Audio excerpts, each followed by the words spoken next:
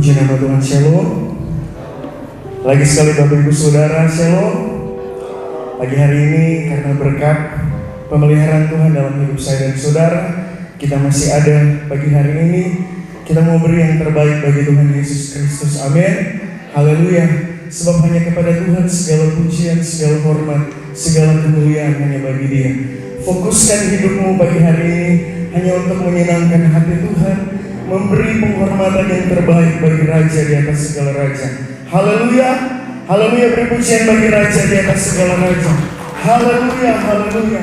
Kami bersyukur buat pagi hari yang indah ini Tuhan, karena Engkau Allah yang terlalu baik dalam hidup kami. Terima kasih Tuhan. Terima kasih Bapak Surga. Banyak yang Kau perbuat di dalam hidup kami. Ada masalah persoalan, tapi kami percaya Tuhan, bersamamu Tuhan, kami boleh lalui semua. Terima kasih Tuhan. Terima kasih Bapak Surga.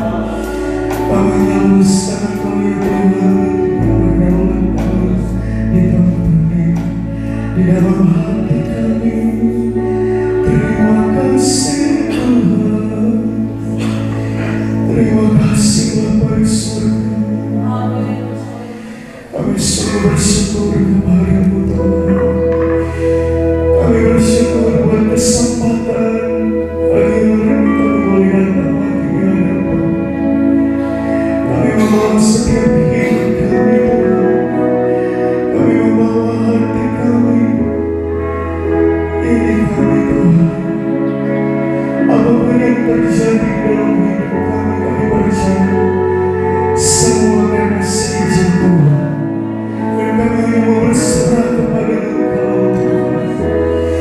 Haleluya.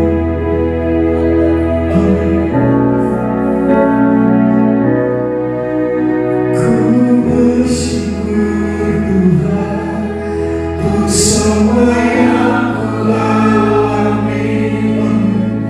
Ku bersyukur Tuhan, Kau beriku kekuatan.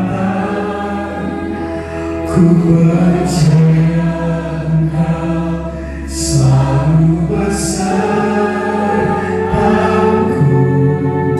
takkan tinggalkanku. Ku bersyukur Tuhan untuk semua yang Ku alami.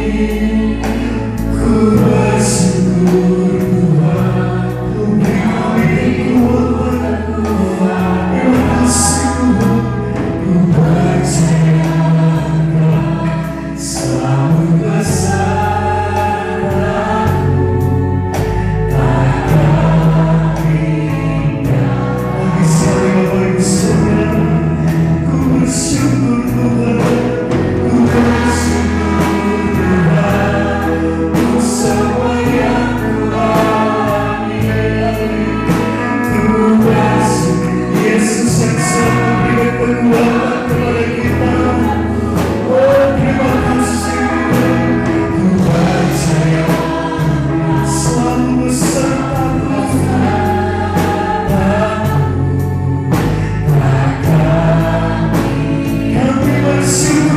Tuhan.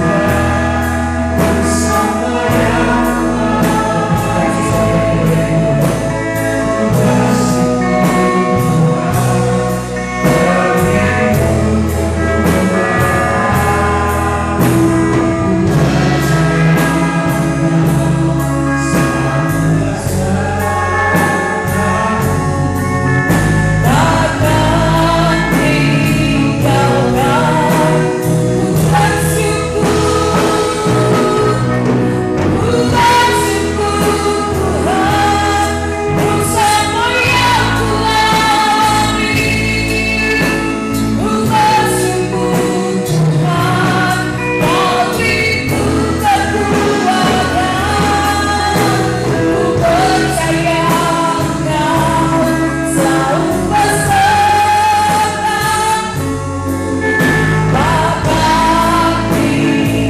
bersyukur Tuhan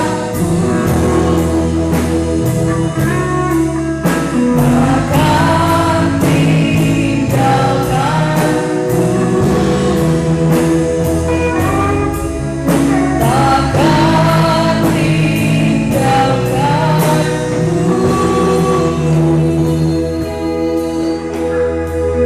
haleluya, haleluya Yesus. Di dalam segala hal yang Tuhan izinkan untuk kami alami Tuhan, ada maksud yang terindah, ada rencana yang terindah di dalam setiap kehidupan kami pribadi lepas pribadi. Dan kami hanya bisa berkata terima kasih. Kami hanya bisa bersyukur untuk semuanya itu Tuhan, karena kami percaya satu hal yang indah dan luar biasa Tuhan telah siapkan di dalam setiap kehidupan kami, ketika kami mampu untuk kami dapat melewati setiap proses, setiap ujian yang Tuhan izinkan untuk kami alami di dalam kami mengiring akan Tuhan. Satu hal yang kami percaya, Tuhan tidak pernah membiarkan kami. Janji firman-Mu atas kami terlalu yakin bahwa di dalam tenang dan percaya ada kekuatan Tuhan di dalamnya. Itu yang menjadi kekuatan kami Tuhan. Sekalipun kami mengalami berbagai persoalan, masalah, tantangan, bahkan pergumulan hidup, kami percaya Engkau bersama dengan kami. Karena kami percaya hal yang terindah Tuhan siapkan bagi setiap orang yang percaya, yang mengasihi Tuhan. Terima kasih untuk waktu yang Tuhan berikan bagi setiap kami umat-umat Tuhan, untuk kami ada di dalam rumah-Mu, untuk kami memuji Dan di pagi hari ini setiap kami Tuhan, kami siap untuk bersorak memuji Engkau. Kami percaya di setiap pujian yang kami naikkan ada kuasa yang mengalir. Engkau bertahta di atas setiap puji-pujian kami. Kami rasakan lawatan Tuhan, kami rasakan jamahan Tuhan, kekuatan, kemenangan, kelepasan, kesembuhan dari Tuhan menjadi bagian di dalam setiap kehidupan kami ketika kami ada di dalam persekutuan bersama dengan Tuhan. Terima kasih Bapa yang baik, menyerahkan ibadah kami dalam tangan Tuhan dari awal hingga selesai. Kami percaya Roh Kudus berkarya di tempat ini, bahkan di dalam setiap kami pribadi lepas pribadi, dan setiap pelayan-pelayan Tuhan yang mengambil bagian di dalam pelayanan yang kudus di pagi hari ini tetap tinggal di dalam pengurapan Tuhan, membawa setiap kami untuk menikmati hadirat Tuhan, lebih jauh masuk di dalam ruang-Mu yang maha kudus. Di sana kami rasakan betapa baiknya Tuhan di dalam kehidupan kami.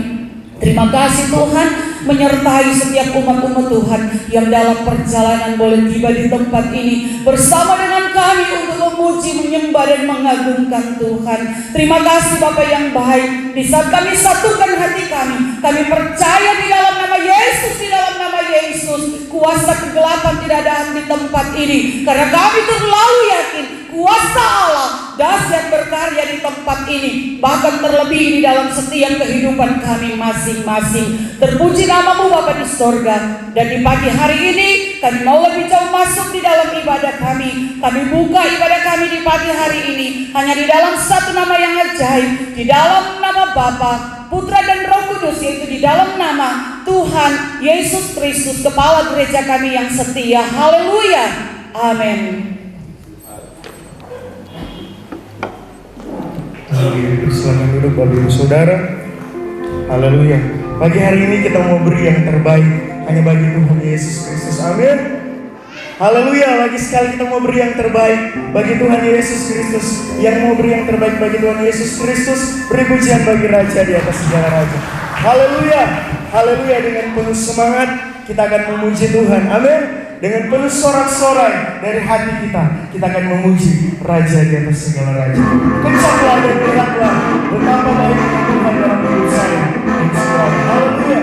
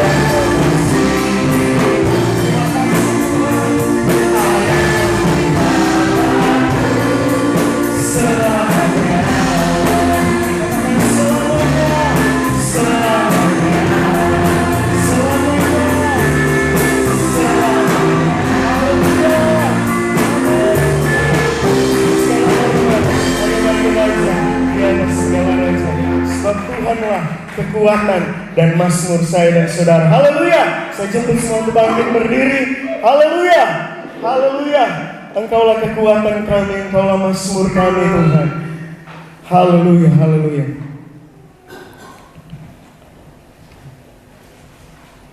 Segala pujian hanya bagi Raja di atas segala Raja. Amin, haleluya.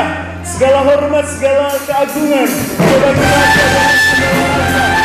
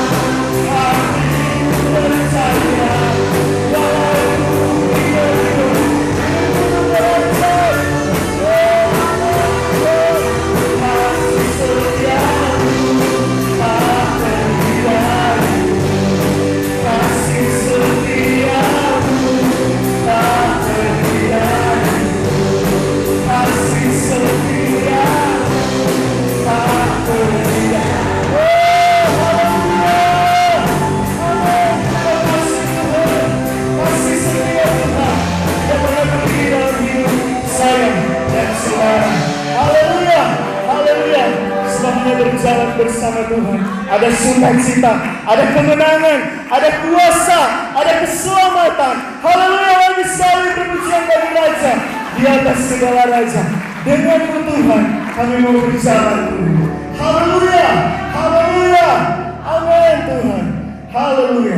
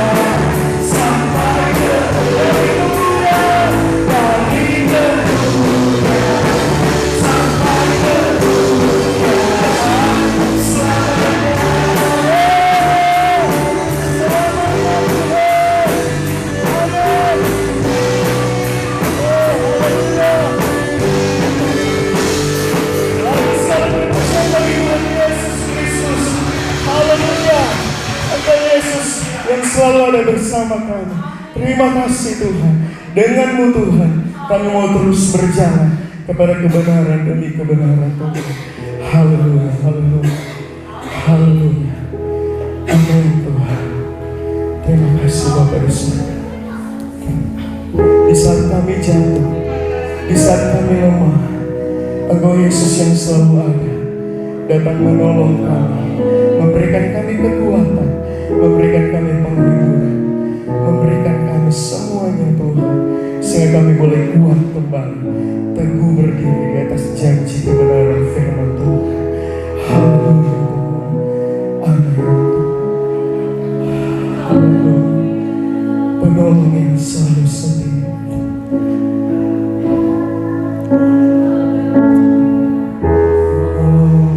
Yang selalu setia. Memenuhi keperluanku.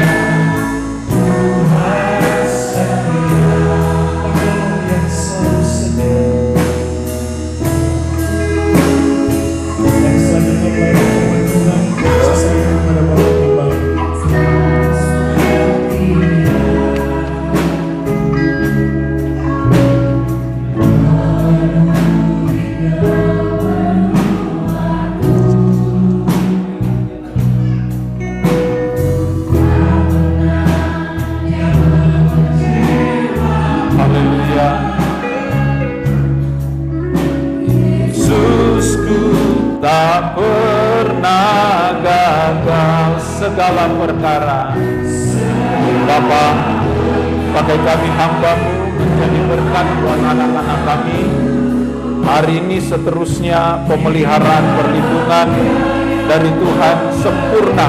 Di dalam nama Yesus kami berdoa. Haleluya. Amin. Tuhan Yesus penolong dan sahabat,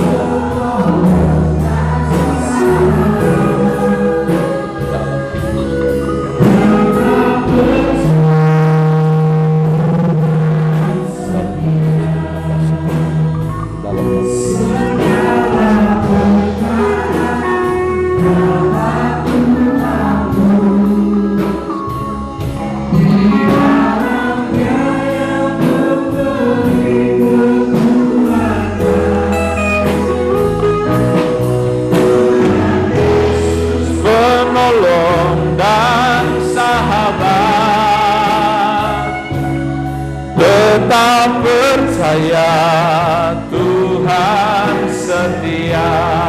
Haleluya.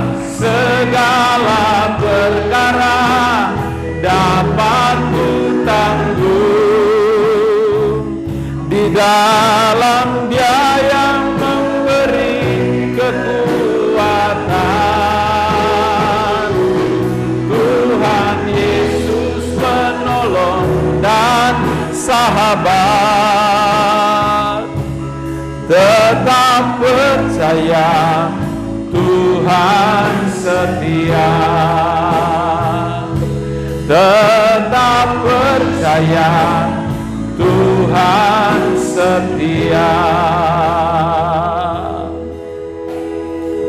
Hati kami telah siap Tuhan untuk terima kebenaran firman-Mu seutuhnya.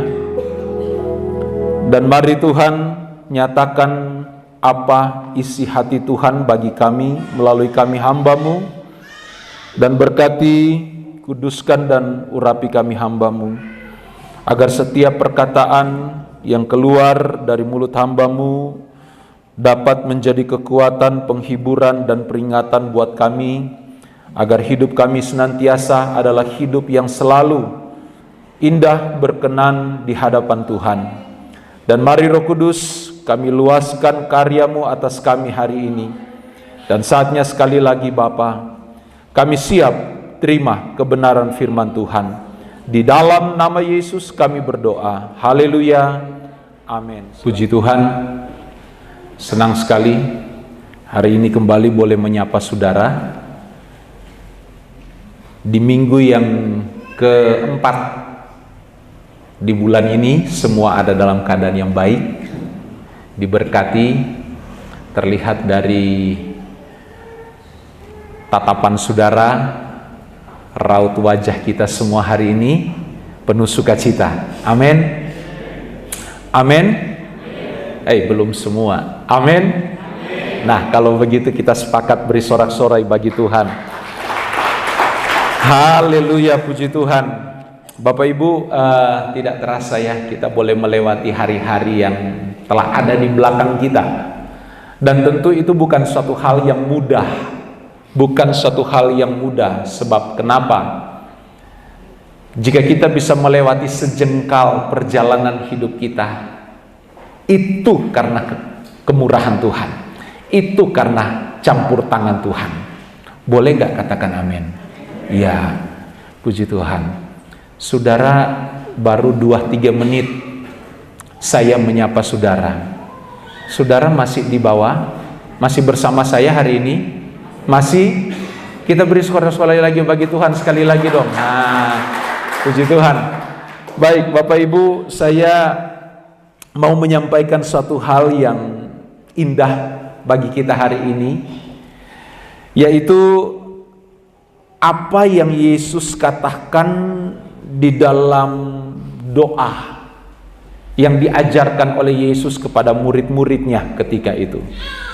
Nah, agar supaya kita lebih jelas lagi dan supaya kita disegarkan lagi ingatan kita, ada suatu bagian dari doa Bapa kami di dalam Injil Matius pasalnya yang ke-6, ayatnya yang ke-10, dan saya rindu untuk kita sama-sama membaca ayat ini, bagian dari kata-kata di dalam doa Bapa kami. Mari kita baca sama-sama Bapak Ibu jemaat. Matius pasal 6 ayatnya yang keberapa? 10. Puji Tuhan. Kita baca berbarengan dengan penuh iman untuk kemuliaan nama Tuhan. 2, 3. Datanglah kerajaanmu, jadilah kehendakmu di bumi seperti di surga. Boleh katakan amin sekali lagi. Puji Tuhan. Tentu saya tidak ragu bahwa setiap kita pernah berdoa dengan doa yang diajarkan oleh Tuhan Yesus. Doa Bapa kami. Bapak Ibu yang diberkati Tuhan, adakah kita benar-benar memahami makna dari setiap kalimat poin-poin yang ada di dalam doa Bapa kami? Nah, ini yang menjadi persoalan. Namun sebelum saya mengungkapkan banyak hal terkait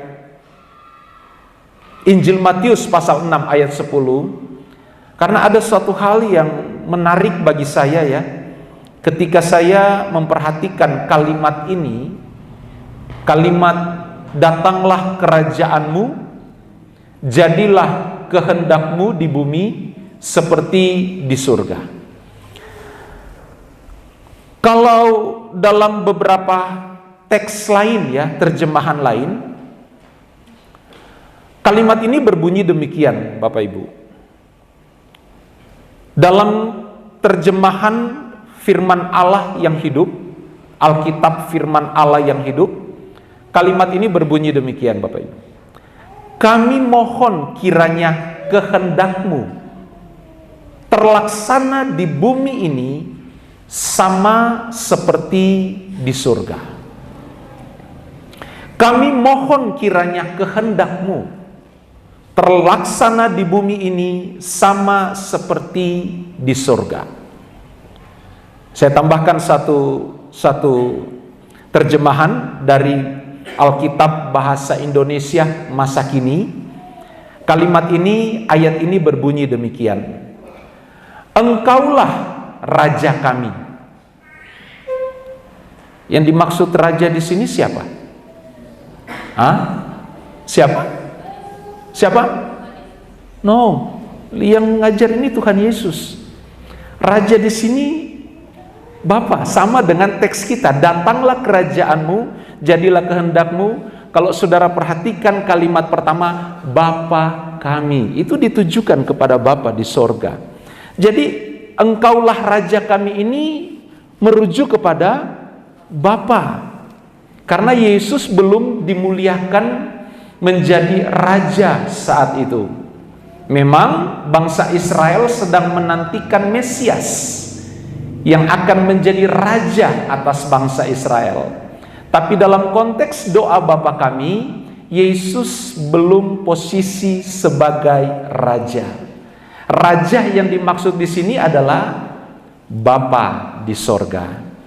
Nah, lanjut ya. Engkaulah raja kami. Semoga engkau memerintah di bumi dan kehendakmu, perhatikan, dan kehendakmu, kehendak siapa? Kehendak Bapa, ditaati seperti di surga. Bapak Ibu, Jadi singkatnya begini, Yesus sedang mengajar murid-murid saat itu agar supaya murid-murid dalam berdoa tidak seperti orang Farisi dan ahli Taurat. Tidak seperti orang Farisi dan ahli Taurat, atau jangan berdoa seperti orang fasik. Wow. Di dalam doa Bapa Kami ini, jemaat yang diberkati, kita temukan suatu struktur yang luar biasa, yang mana belum pernah diajarkan oleh hamba-hamba Tuhan, oleh para rabi, oleh para rasul, oleh para nabi, dan bahkan para raja-raja Israel. Belum pernah. Yesus yang pertama mengajarkan murid-murid tentang struktur doa yang benar, doa yang berkenan di hadapan Bapa di sorga. Karena kalau kita perhatikan komposisi yang ada di dalam doa Bapa Kami adalah komposisi yang sempurna, struktur yang sempurna, sistem yang sempurna untuk Bapa dimuliakan, Bapa ditinggikan, Bapa diagungkan. Di dalam doa Bapa Kami itu ada dua bagian besar. Bagian pertama adalah pengagungan terhadap Bapa di sorga. Dan bagian yang berikut adalah bagaimana kita yang menghormati Bapa, yang mengagungkan Bapa, dapat meminta, memohon agar supaya segala kehendak Bapa, keinginan kita dinyatakan oleh Bapa secara sempurna dan baik adanya. Loh, kok tegang sih Bapak Ibu? Apakah saya terlalu cepat? Tidak ya, saya coba pelan-pelan. Jadi sekali lagi, Tuhan Yesus sedang mengajar murid-murid bagaimana berdoa yang baik, yang berkenan di hadapan Tuhan, di hadapan Bapa Sorgawi. Nah, kalau kita sedikit melihat hal yang terjadi sebelum Yesus mengajarkan doa Bapa Kami, itu terpicu dengan bagaimana situasi yang sedang dilihat oleh Tuhan Yesus terkait dengan bagaimana para Farisi, bagaimana para ahli Taurat berdoa. Mereka suka berdiri di jalan-jalan dengan suara yang keras, dengan kata-kata yang puitis, kata-kata yang indah dalam mereka menyampaikan doa. Tetapi sebenarnya doa yang dinaikkan oleh orang Farisi, oleh ahli Taurat, Yesus mengecam itu. Karena Yesus melihat bahwa cara orang Farisi berdoa, ahli Taurat berdoa, itu penuh dengan sandiwara, atau dengan kalimat yang agak sedikit tegas, munafik. Dengan kalimat-kalimat yang indah, kalimat-kalimat yang puitis, tetapi tidak dari dalam hati. Itu yang Yesus kecam. Itu yang Yesus tidak setuju, tidak sepakat dengan model berdoa orang fasik dan maksudnya orang Farisi dan ahli Taurat. Dan dalam perjalanan Yesus mengajarkan ini, doa yang baik, doa yang sempurna, doa yang berkenan di hadapan Bapa di sorga. Jadi Bapak Ibu, dari peristiwa Yesus mengajar doa kepada murid-murid, saya mengambil beberapa poin yang indah, beberapa poin yang memberkati kehidupan saya sebagai hamba Tuhan. Di dalam berdoa bukan soal kata-kata, tetapi soal sikap hati kita di hadapan Tuhan. Setuju nggak dengan saya? Ya, sikap hati sangat menentukan. Sikap hati sangat menentukan bagaimana doa kita itu berkenan, indah di hadapan Tuhan.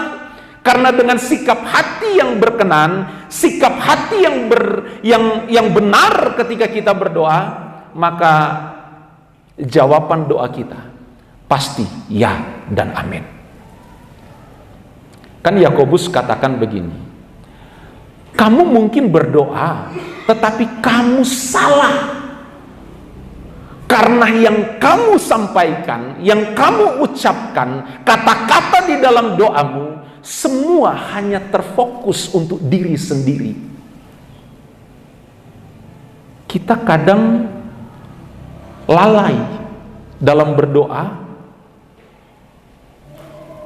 Kita tidak mengagungkan Tuhan terlebih dahulu.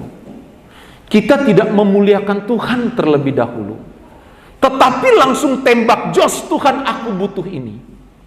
Aku lagi punya banyak masalah. Aku lagi punya banyak persoalan.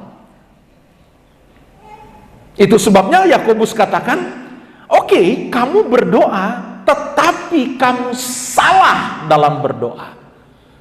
Jadi di sini kembali bahwa Yakobus sama dengan apa yang Yesus katakan terkait sikap hati di dalam ketika kita menaikkan doa di hadapan Tuhan. Nah, jemaat yang diberkati Tuhan, doa Bapa kami, sekali lagi, kalau kita memperhatikan kalimat demi kalimat di dalam doa Bapa kami, itu begitu luar biasa. Makna yang terkandung di dalam setiap kalimat, setiap poin yang ada di dalam doa Bapa kami. Tapi sayang, banyak orang Kristen hanya mampu dapat menghafal doa Bapa kami, mengucapkan doa Bapa kami, tanpa mau memberanikan diri untuk memahami makna dari doa-doa, kalimat kata-kata yang ada di dalam doa Bapa kami. Padahal ya Bapak Ibu, kalau saudara coba memperhatikan mulai dari ucapan Yesus pertama tentang Bapa kami yang ada di dalam kerajaan sorga. Kalau kalimat ini saja kita perkarakan, kita persoalkan, contohnya begini, benar nggak kita mempermuliakan Bapa di sorga? Benar nggak kita benar-benar menempatkan Bapa di sorga layak pada tempatnya? Artinya bukan hanya sekedar kata-kata dan ucapan, tetapi ketika kita berkata Bapa kami di sorga, itu ada suatu pengakuan yang dalam, pengakuan yang murni, pengakuan yang tulus, bahwasanya kita menempatkan Allah di sorga sebagai pusat pengagungan kita. Melalui, karena kita sekarang sudah masuk zaman penebusan, Yesus sudah ada di sorga, melalui Kristuslah kita mengagungkan Dia sebagai Bapa yang patut dimuliakan. Dan itu bukan sekedar kata-kata dan ucapan, tetapi lebih lagi kita harus mewujud nyatakan pengagungan kita kepada Bapa. Jangan seperti orang Farisi dan ahli Taurat, Yesus kecam mereka. Yesus katakan kalian berdoa tapi munafik, hanya untuk dilihat oleh orang. Artinya dalam kita berdoa, apa yang kita ucapkan, maka setiap perkataan yang kita sampaikan di dalam doa pun harus menjadi gaya hidup kita, warna hidup kita. Sebab kalau kita hanya berdoa sekedar asal kita ucap karena kita hafal, ya kita nggak jauh beda juga dengan orang-orang lain di luar sana yang juga mereka mampu menghafal banyak doa. Tetapi bagi kita di sini harus berbeda. Karena banyak orang Kristen itu memposisikan doa itu tanpa mungkin disadari. Doa itu seperti mantra-mantra mujarab yang mampu merubah keadaan. Di saat kepepet baru darah Yesus. Lewat kuburan baru tutup bungkus kami dengan kuasa darah-Mu. Ketika kaget baru sebut nama Yesus. Dalam posisi terjepit baru berdoa. Nah, ini kan sama halnya dengan doa itu hanya sebagai mantra dalam tanda kutip. Padahal doa itu sebenarnya nafas hidup, gaya hidup, warna style dari anak-anak Tuhan. Nah, Bapak Ibu jemaat yang diberkati Tuhan.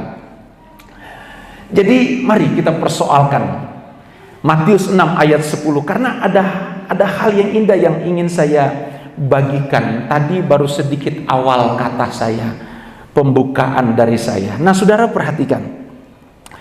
Datanglah kerajaanmu di bumi, datanglah kerajaanmu, jadilah kehendakmu di bumi seperti di surga. Masih ada waktu kurang lebih 30 sampai 40 menit. Saya akan sampaikan kalimat per kalimat dalam poin ini. Datanglah kerajaanmu. Bapak Ibu, ini kalimat yang sederhana. Datanglah kerajaanmu. Anak-anak sekolah minggu pun mampu melafalkannya, mampu mengucapkannya. Tahu betul, datanglah kerajaanmu.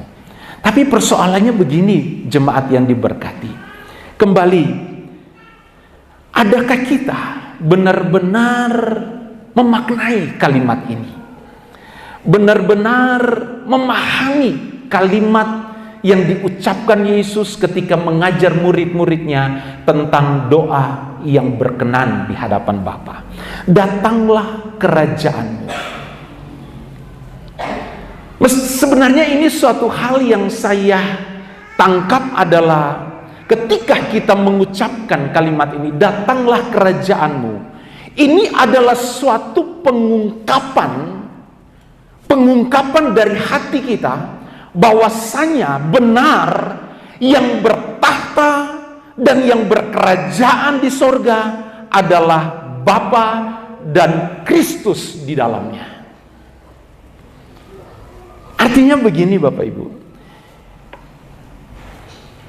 hal yang indah yang mungkin kita dapat renungkan adalah ketika kita berkata datanglah kerajaanmu, artinya yang pertama bahwa kita benar-benar tahu dan sadar benar bahwa Allah lah yang berdaulat di dalam kerajaan sorga.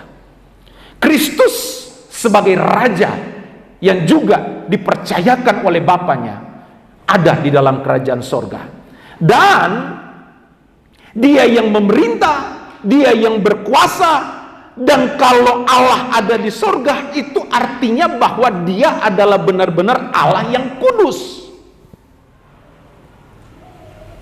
Allah yang kudus, Allah yang hidup, Allah yang telah ada sejak sebelum dunia ini dijadikan, Allah yang telah bertakhta, Allah yang sejak mulanya kudus, Allah yang sejak mulanya hidup, ada di dalam kerajaan sorga. Jemaat yang diberkati Tuhan, namun bagi kita jemaat Tuhan hari-hari ini jarang yang mempersoalkan hal ini. Kenapa jarang? Karena seringkali dalam konteks kita berdoa itu seperti yang saya ucapkan tadi, kita lebih langsung kepada apa yang menjadi persoalan kita. Tanpa kita menyadari bahwa ternyata ketika kita berdoa kita sedang berkomunikasi, berdialog, menyampaikan sesuatu perkara, sesuatu permohonan kepada satu pribadi yang benar-benar layak dan patut disembah. Nah, jemaat yang diberkati Tuhan, dari sikap hidup kita lah kita mewarnai bahwa benar-benar kita mengagungkan Allah yang hidup, Benar-benar kita menempatkan Dia yang bertakhta berdaulat di dalam kerajaan sorga. Karena kalau kita katakan datanglah kerajaanmu, artinya bahwa dari posisi kita sebagai jemaat, kita siap, kita ready, kita siap dalam segala hal, dalam segala kondisi untuk menantikan kerajaan Allah itu dinyatakan atas dunia, atas hidup kita, atas rumah tangga kita, dan dalam segala sesuatu dalam kehidupan kita. Nah, kalau kita tidak perkarakan ini Bapak Ibu, doa kita cemen. Apa cemen? Itu bahasa gaul anak-anak muda. Ya, doa kita ya tidak berbobot dan tidak berkualitas. Doa kita tidak memiliki makna. Sehingga itu sebabnya banyak orang Kristen tidak memaknai setiap perkataan di dalam doanya, mengakibatkan ketika berdoa itu nggak tahan, tidak fokus. Berdoa 5 menit, 10 menit capek rasanya, lelah. Karena apa Bapak Ibu? Karena seringkali ketika kita berdoa, semua terfokus kepada apa yang kita sedang hadapi. Semua terfokus kepada apa yang kita sedang perlukan. Itu sebabnya ketika segala sesuatu yang kita perlukan telah selesai kita ucapkan, sekarang kita mau ngomong apa? Ya kan? Tetapi coba ketika setiap kalimat, makna kalimat yang kita sampaikan di dalam doa kita, terlebih dahulu kita mengagungkan Tuhan. Bapak Ibu, saya mau katakan, tidak akan cukup waktu di dalam doa saudara ketika saudara memulai dengan mengagungkan Tuhan. Sejam saudara mengagungkan Tuhan, tidak cukup waktu itu. Karena terlalu besar dia. Dengan kalimat dan bahasa kita yang terbatas, kita tidak mungkin dapat mengungkapkan segala keagungan, kebaikan Tuhan yang terlalu indah, yang terlalu hebat, yang terlalu ajaib, yang kita telah alami sejak kita hidup. Oke lah, kalau sejak kita hidup mungkin terlalu panjang waktu. Sejak kita menikmati sehari yang telah kita lewati, di pagi hari, di hari yang baru, kita mengingat sedikit 24 jam yang telah kita lalui. Apa saja yang Tuhan sudah kerjakan. Ketika kita mengingat, memaknai setiap kejadian, perkara, pertolongan Tuhan yang Tuhan telah nyatakan dalam hidup kita, dalam kita mengagungkan Tuhan, sejam kita nggak rasa itu sudah selesai sejam. Karena terlalu besar dia yang kita agungkan. Jadi kalimat datanglah kerajaanmu ini lebih menyoroti atau lebih berfokus supaya kita dalam segala perkara siap untuk menantikan kedatangan Tuhan, kedatangan kerajaan Allah atas dunia ini. Dan Bapak Ibu, kalimat yang selanjutnya, jadilah kehendakmu di bumi seperti di surga. Nah, ini yang sedikit saya mau mempersoalkan ini lebih sedikit dalam setiap kehidupan kita hari ini. Jadilah kehendakmu di bumi seperti di surga. Kadang kan banyak bahasa di luar sana ngomong begini, dunia ini membosankan, dunia ini menjenuhkan, dunia ini menakutkan, dunia ini membuat kita cemas dan lain sebagainya. Coba ya, kalau seandainya kita sudah ada di surga, wow, betapa indah dan luar biasa keadaan di surga. Bapak Ibu, mari kita persoalkan hal ini. Kalimat di dalam doa Bapa kami ini, jadilah kehendakmu di bumi seperti di surga. Artinya bahwa dunia ini, keadaan di sekitar, di sekeliling kita, di dalam rumah tangga kita, dapat kita ubah suasananya menjadi suasana di dalam surga.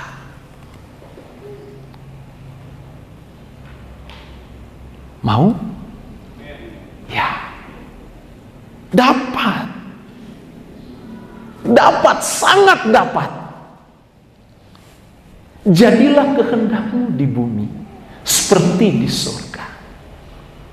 Artinya bahwa dari doa ini kita belajar suatu hal yang saya tangkap ketika saya belajar menguraikan, berdoa, memahami perkataan Tuhan Yesus ini. Oh, ternyata sekalipun kita masih hidup di dalam dunia ini yang semerawut ini, yang menakutkan ini, yang mencemaskan ini, yang mengkhawatirkan ini, ternyata suasana nyaman, indah, tentram, damai di sorga dapat kita wujudkan sekalipun kita masih di dunia ini. Dapat kita wujudkan, dapat kita hadirkan di dalam rumah tangga kita misalnya, di tengah-tengah pekerjaan kita misalnya, dalam kehidupan pribadi kita misalnya, dalam hati kita. Kita bisa membawa suasana, membawa keadaan sorga itu masuk dalam kehidupan kita. Ternyata sangat bisa, Bapak Ibu. Tapi kenapa banyak orang Kristen gagal? Itu kan? Kenapa banyak orang Kristen tidak melihat hal ini secara baik? Kenapa orang Kristen malah bersungut-sungut kepada Tuhan? Tuhan, lebih baik hari ini Tuhan angkat saya sampai ke sorga daripada saya tinggal di dunia tambah susah. Padahal bisa loh suasana sorga kita hadirkan. Hadirkan di tengah-tengah ibadah ini juga bisa. Hadirkan di tengah-tengah hati kita juga bisa, sangat bisa. Nah, bagaimana caranya? Itu kan persoalannya di situ. Bagaimana caranya? Nah, mari kita persoalkan kalimat-kalimat ini. Sedikit saya balik ke atas ya. Saya mau sedikit baca kembali dalam terjemahan bahasa Indonesia masa kini. Engkaulah Raja kami. Semoga Engkau memerintah di bumi dan kehendakmu ditaati seperti di surga. Mau suasana surga hadir dalam rumah tanggamu? Mau suasana surga hadir dalam pribadimu? Mau suasana surga hadir di tengah-tengah usaha pekerjaan kita? Di tengah-tengah apapun yang kita lakukan, dimanapun kita pergi dan berada, suasana surga selalu kita alami, selalu kita rasakan. Kuncinya mentaati kehendak Bapa. Poinnya di sini. Poinnya di sini. Mentaati. Jadilah kehendakmu. Artinya apapun yang Tuhan sedang lakukan di sorga, sedang Tuhan buat di sorga, kiranya apa yang Tuhan inginkan itu terjadi dalam kehidupan kita dengan cara mentaatinya dalam segala perkara. Maka saya jamin melalui firman Tuhan, suasana sorga memenuhi hati kita, memenuhi rumah tangga kita, memenuhi di mana kita berada, di tengah-tengah ladang pekerjaan kita, dan dimanapun kita pergi dan berada. Kenapa?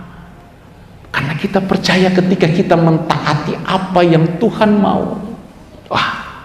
Sekalipun suasana yang terjadi di sekitar kita tidak seperti yang kita inginkan, mungkin.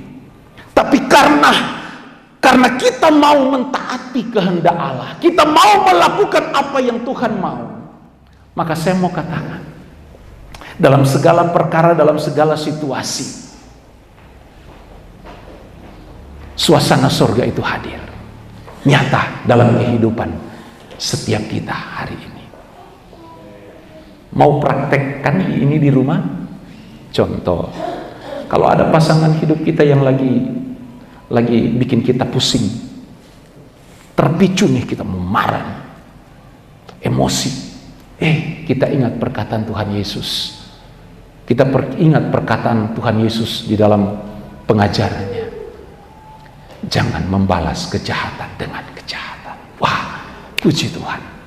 Damai akan mengiringi, damai akan memenuhi setiap kehidupan kita. Tapi kalau kita larut, kita terbawa dengan situasi dan keadaan hati kita, maka kita akan pakai hukum Taurat. Mata ganti mata, gigi ganti gigi, nyawa ganti nyawa. Kita akan masuk dan melakukan praktek Taurat dalam rumah tangga kita. Tapi kalau kita ingat perkataan Tuhan Yesus bahwa jangan membalas kejahatan dengan kejahatan. Sekali lagi, ini ada suatu poin yang dapat kita catat, dapat kita ingat, dapat kita lakukan, bahwasanya untuk menghadirkan suasana Allah, suasana sorga dalam kehidupan kita, dalam rumah tangga kita, dalam hal apapun di sekitar kita, taati, lakukan apa yang Tuhan mau untuk kita lakukan. Entah soal kita nanti mampu atau tidak, itu kembali kepada kita. Kalau kita mau berupaya, kita mau berusaha, kita mau memaksimalkan, mau berjuang untuk melakukan, dapat kok. Karena Tuhan Yesus sendiri katakan bahwa kuk yang kuberikan itu bebannya itu ringan. Artinya bahwa apapun yang ada di dalam Tuhan itu tidak sulit untuk kita laksanakan, untuk kita lakukan. Kita mampu melakukan. Tapi yang menjadi penghalang adalah terkadang ya diri kita sendiri yang tidak mau melakukan itu dalam setiap kehidupan kita. Jadi Bapak Ibu, jadilah kehendakmu. Di sini ada satu poin yang kita boleh perhatikan adalah mau supaya suasana surga itu hadir. Ya, lakukan kehendak Tuhan dengan taat dan setia dalam setiap kehidupan pribadi lepas pribadi. Nah, masih di dalam kalimat ini, kalimat yang berikut, jadilah kehendakmu di bumi seperti di surga. Artinya begini Bapak Ibu, di bumi seperti di surga jadilah kehendak Tuhan. Saya menangkap suatu pesan dan poin yang sangat menguatkan dan memberkati serta mengajar saya bahwa dunia ini, bumi yang kita diami ini adalah tempat, adalah wadah Tuhan untuk melatih hidup kita sebelum benar-benar kita menjadi penghuni kerajaan surga. Sepakat nggak dengan saya? Ya, dunia yang kita tempati sementara ini adalah tempat di mana Tuhan melatih dan membentuk kita. Adalah wadah di mana Tuhan membawa kita ada di sini untuk supaya kita dipersiapkan untuk menjadi warga kerajaan Allah nantinya. Nah, tempatnya itu di sini, di dunia ini, di bumi ini. Ini yang saya tangkap dari poin ini. Jadi kalau masih kita diberi waktu dan kesempatan untuk hidup, seberapa panjang hidup kita yang Tuhan perkenankan, itulah masanya, itulah waktunya untuk kita mempersiapkan diri, merelakan, memberikan hidup ini supaya dibentuk oleh Tuhan, diproses oleh Tuhan, agar supaya ketika kelak nanti kita benar-benar layak menjadi warga kerajaan Allah. Dan tempatnya di sini sekali lagi, di dunia ini, bukan di dunia orang mati. Gak ada itu. Jadi kesempatan kita itu sekarang. Sekarang. Seberapa panjang kehidupan kita hari ini dan ke depan kita tidak tahu. Tetapi inilah waktunya, inilah saatnya Allah memproses kita, membentuk kita menjadi bejana yang sungguh-sungguh berkenan di hadapan Tuhan. Nah, kita ini kan ibarat tanah liat di tangan tukang periuk, iya kan? Alkitab menggambarkan seperti itu.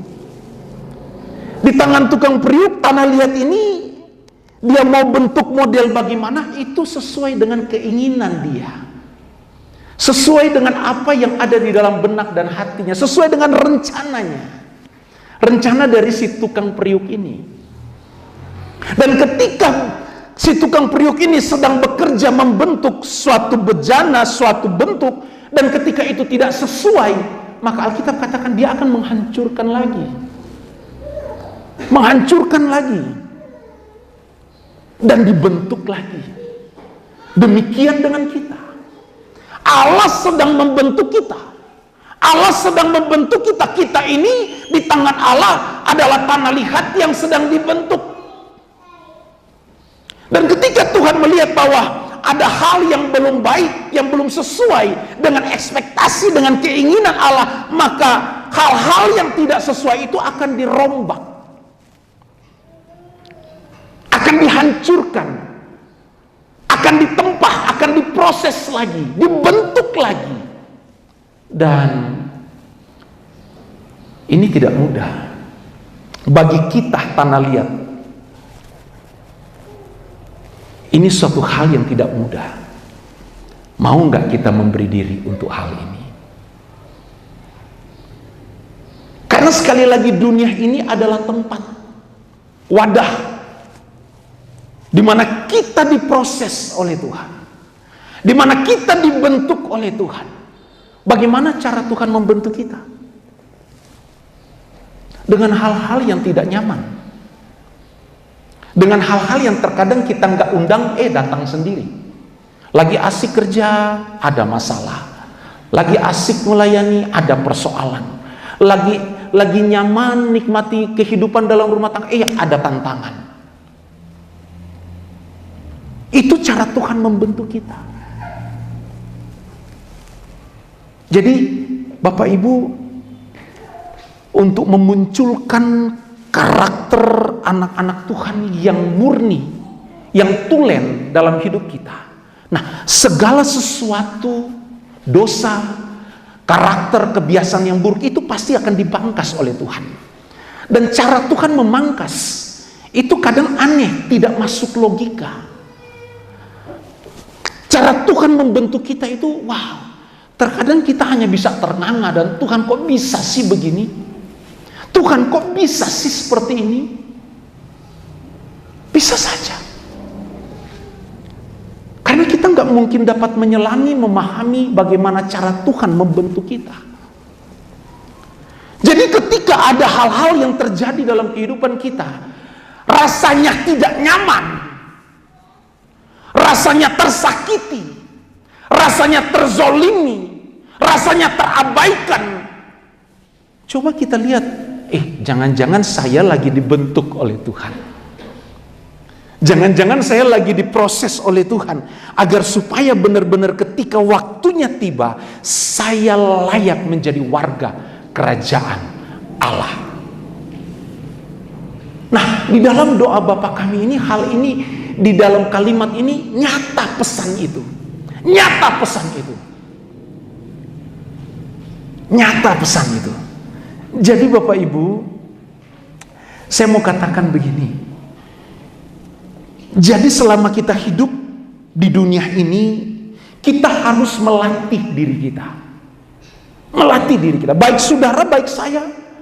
Kita sama-sama melatih diri kita. Untuk supaya kita memiliki kehidupan yang layak nanti ketika di surga. Ternyata saya belajar begini Bapak Ibu. Sebagaimana kita hidup di dunia dalam bermasyarakat, sosial masyarakat, itu kita diatur dengan tatanan hidup bermasyarakat. Kita diatur dengan etika. Demikian kita nanti hidup di surga. Ada aturan, ada tatanan di surga. Ada hukum yang harus kita tekuni dan lakukan itu ketika kita ada di surga.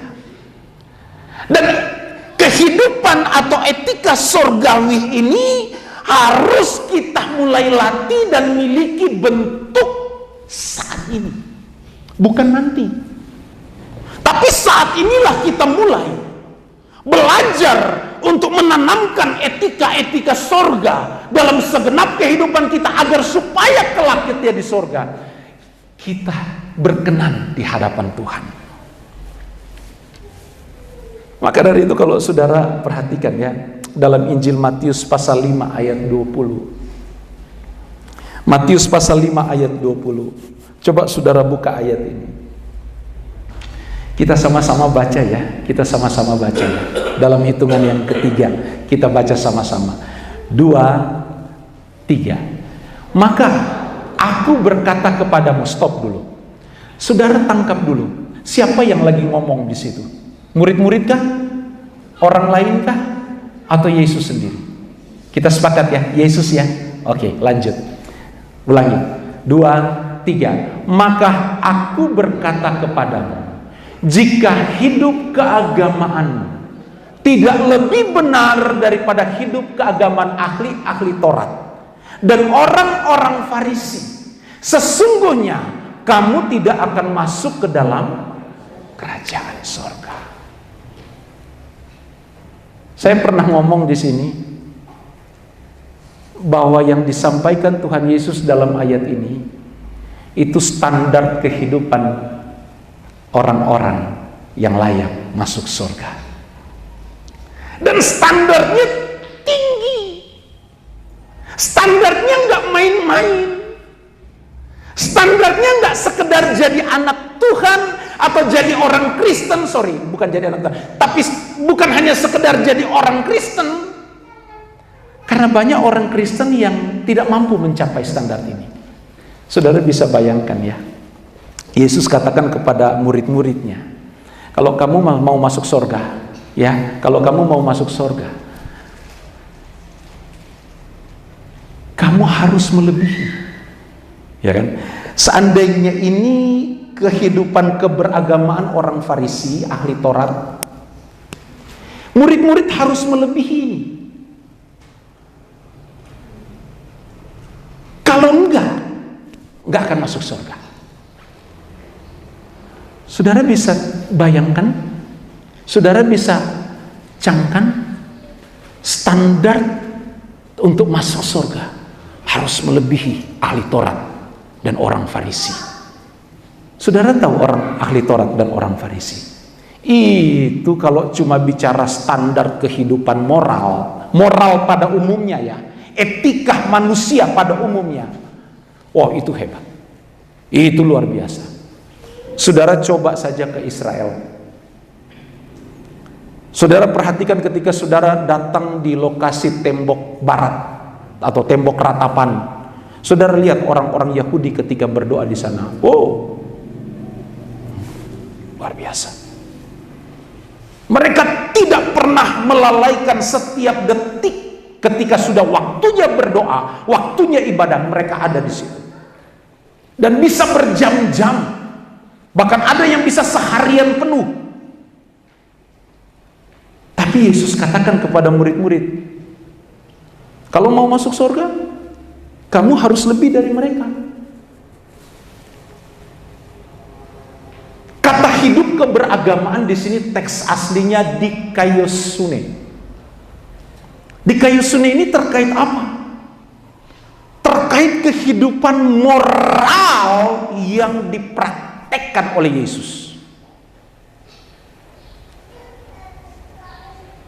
Nah, kalau hidup moral kita, moral umumnya, etika kita bermasyarakat aja tidak lulus, apalagi kita mau masuk surga, bagaimana? Nggak mungkin. Makanya saya katakan, selalu saya katakan, kita jadi orang Kristen tuh, khususnya kita di tempat ini yang kecil ini, kita sudah ditetapkan Tuhan untuk bisa mencapai standar ini. Dan ini gak mudah. Wah, standar ini gak mudah. Kadang saya katakan di dalam doa saya, di dalam perenungan kehidupan saya sebagai hamba Tuhan, ketika membaca ayat ini saya bilang, Tuhan, kok sedemikian standar yang Engkau tetapkan untuk bisa ada di dalam kerajaan-Mu. Dikaiosune berbicara tentang karakter sorgawi, etika sorgawi, kebenaran yang benar-benar murni, pure, yang harus dikenakan oleh anak-anak Tuhan hari ini. Dan ketika Yesus masih hidup, standar ini sudah ditetapkan. Dan mungkin ketika murid-murid mendengar perkataan Tuhan Yesus ini, mereka agak sedikit kabur. Siapa contoh yang dapat mereka teladani untuk supaya bisa mencapai standar yang gak main-main ini? Mungkin waktu itu murid-murid agak sedikit kebingungan karena tidak ada contoh yang bisa mereka teladani. Tapi bagi kita, Kristuslah yang menjadi contoh. Boleh beri sorak-sorai bagi Tuhan? Kristus jadi contoh. Jadi tidak ada alasan bagi kita ketika kita ada di hadapan takhta kudus Tuhan, kita dihakimi menurut perbuatan kita, kita katakan, Tuhan, aku nggak punya contoh. Tuhan ngomong begini terus saya mau teladani siapa? Nggak ada itu. Maka dari itu Yesus dijadikan teladan yang sulung untuk kita bisa mempunyai contoh. Dan Yesus katakan, akulah jalan, hodos, jalan yang perlu kita lewati, ikuti.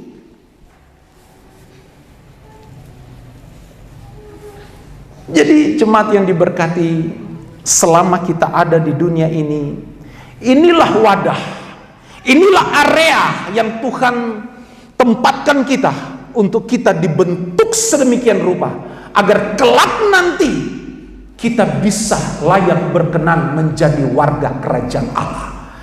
Dan satu hal,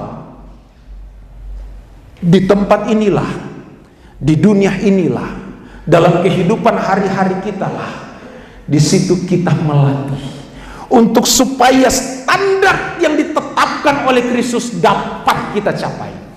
Dan untuk mencapai standar itu, sekali lagi saya mau katakan, butuh keseriusan kita di dalam Tuhan.